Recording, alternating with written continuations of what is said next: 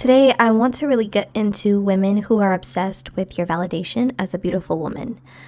When you look good, when you are attractive, when you have a bright light, there are women who lack either one of those things. You know, they may lack many different qualities that you possess, and because of that, they strive to be like you. And in them striving to be like you will notice them copy you. You will notice a lot of mimicry. You will notice a lot of, taking from your sauce but not giving you credit. And then you'll also notice that they will try to wear your personality traits, wear the things about you that are unique to you, and try to regurgitate it back to you and basically sell it back to you. And this is something that really is not talked about enough. I think when beautiful women do talk about it, they're called crazy or paranoid or narcissistic. But it's happened too many times for me to ever try to denounce that this is the thing. And I know a lot of my beautiful women on this channel and other spaces can relate. So something I notice is people who pedestalize you, they kind of like view you as a celebrity in their minds, and it triggers their copycat and competitive spirit. So think about being a celebrity. Think about what that comes with in this world. People perceive you nonstop. They want to be in your business. They have to know what you ate, what you drive, who you're sleeping with. Everything is speculation for them. It's entertainment. Because they see this shiny, beautiful object and they feel like they have to keep their eyes on it in order to determine where they go, what they do, how they should be moving. And it creates this obsession almost. They've pedestalized you just like they would pedestalize a celebrity. And I don't care who thinks that's stuck up or who thinks my head is full of air because I'm saying this. You're probably one of those people, and that's why you're triggered by me talking about this. But I don't care because this needs to be brought to the light. It needs to be brought to the forefront. These people let copycat spirits and competitive spirits jump on them when they see you because they've pedestalized you. And sometimes, I hate to say it, some of them don't even realize that they've pedestalized you. But simply by just comparing themselves to you, looking at you, and then looking at themselves, they start to feel this inadequacy. They start to feel like, well, how come she looks like this? Or how come her hair looks like this? Or how come my skin color, my skin complexion or undertone can't look like hers? And before you know it, you can sense this competitive energy off of the people around you when you're simply existing. And a lot of pretty women are very humble, which is why this phenomenon is even more disgusting, because a lot of us are walking around not even aware that someone is competing with us. We think this person, smiles at us and says what's up to us here and there, and they like a picture every now and then. And we think, oh, well, yeah, maybe they're just a kind person. You don't think anything of it. Meanwhile, inside them, internally, they are brewing with hatred. They are brewing with competitiveness, and they can't stop thinking about you. They have pedestalized you, whether consciously or subconsciously, and now everything they do, down to what outfit they put on in the morning, down to what workouts they do, down to the hairstyles they do, down to the type of men they're into, down to the foods they eat, down to the music they listen to, down to the videos and pictures you take on social media, are now with you at the forefront of their mind. How sick is that?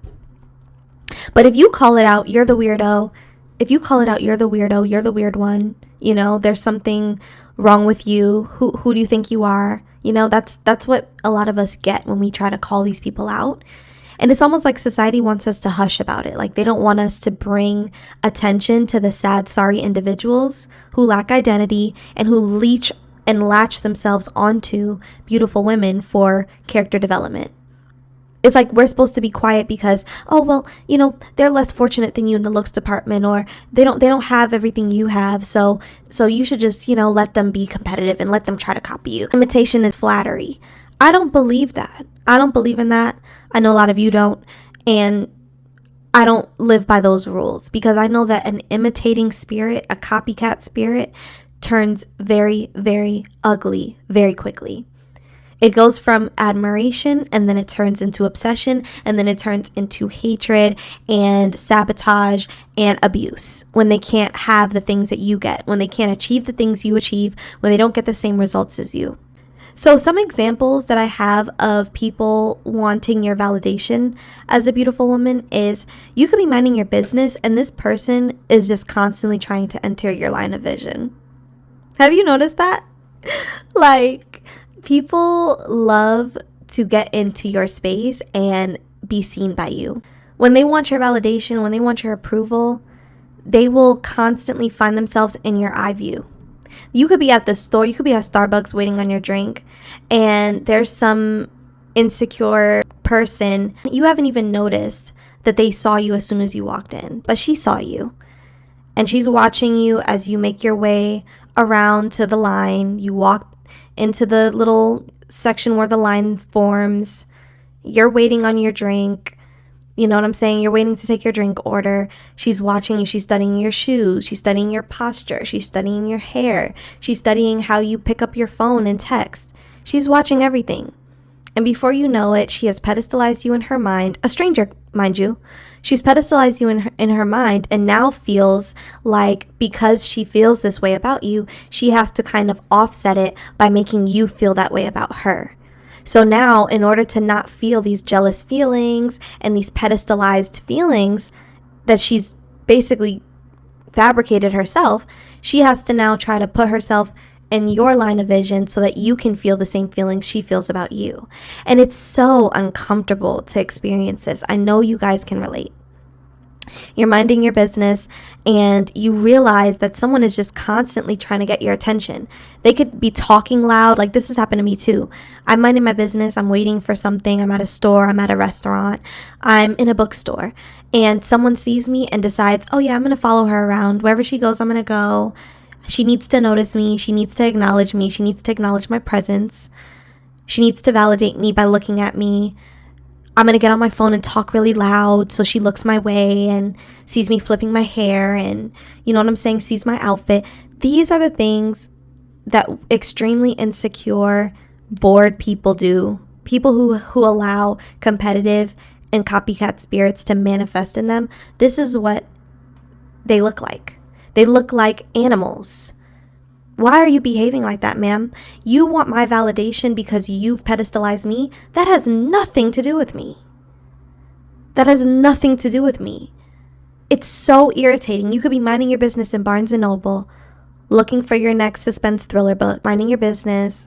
And because this person perceives you to be above them in whatever way, shape, or form, they feel the need to watch you wherever you go. If you move into another section of the store, they're going to move into another section of the store. If you go upstairs, they're going to follow you upstairs. If you are minding your business on your phone, they're going to make sure that they get in your space and start talking loud so you look up from your phone and acknowledge them. This is what they do, ladies. Be aware. The strange behaviors that you're experiencing from people are not coincidences. They're not, they're not things that you should just brush off or shrug off. These are spirits trying to siphon from you, and they're trying to get your attention so they can take your light and your essence from you. Okay? Them wanting to make you jealous is a sign of demonic possession. I don't care what anyone says. Jealousy and envy is a sin.